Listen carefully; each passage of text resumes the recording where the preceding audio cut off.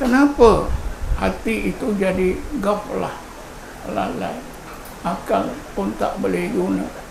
Sebabnya ialah kerana hati kita ini sudah ditawan oleh nafsu kita.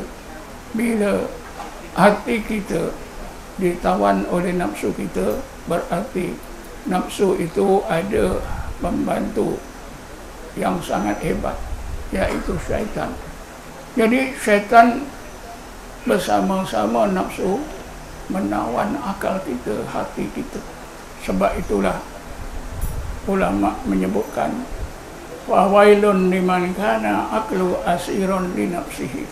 Celakalah, nerakalah tempat orang yang akalnya ditawan oleh nafsunya.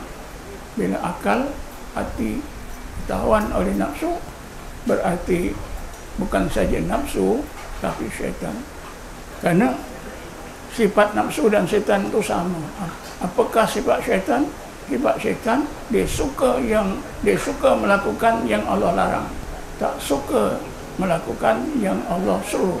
Nafsu kita gitu, sangat suka yang Allah larang, tak sangat benci sangat perintah Allah, walaupun ringan, walaupun baik. Jadi sifat nafsu dan syaitan itu sama. Apabila kita sebut syaitan, tiap-tiap kita merasa, saya tak pernah pun rasa adanya syaitan. Cuba angkat tangan. Ada tak yang merasa ada syaitan? Tak pernah. Tengok pun tak pernah.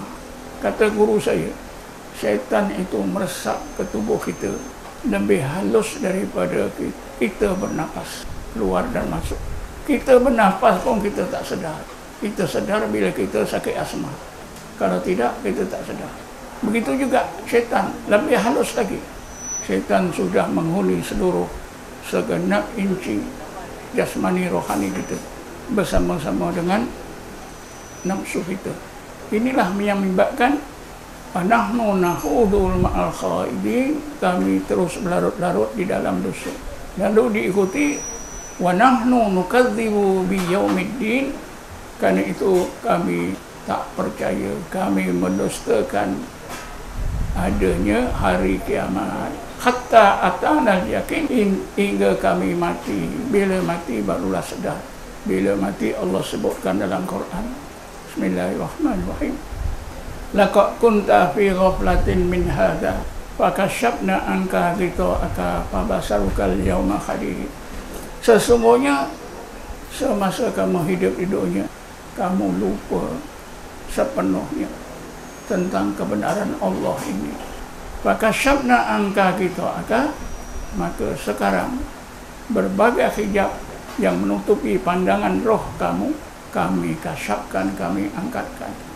Maka pandangan roh kamu ketika itu sangat jelas, sangat tajam.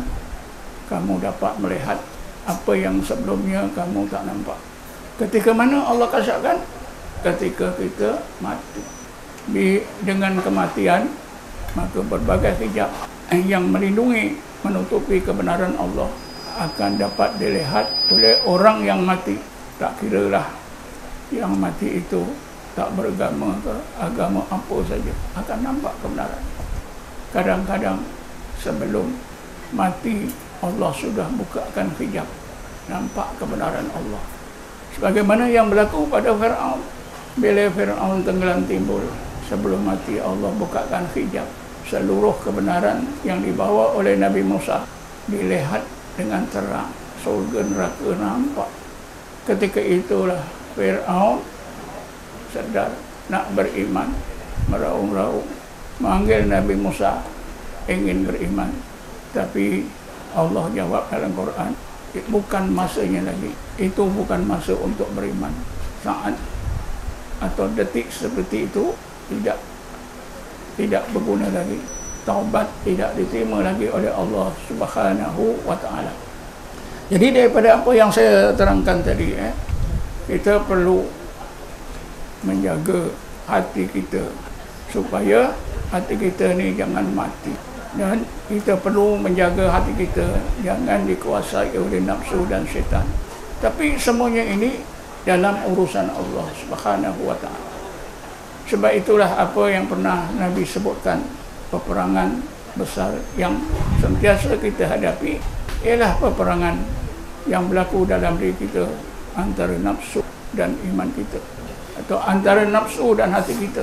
Ibnu Athaillah Skandari dalam kitabnya Hikam, dia menggambarkan peperangan ini.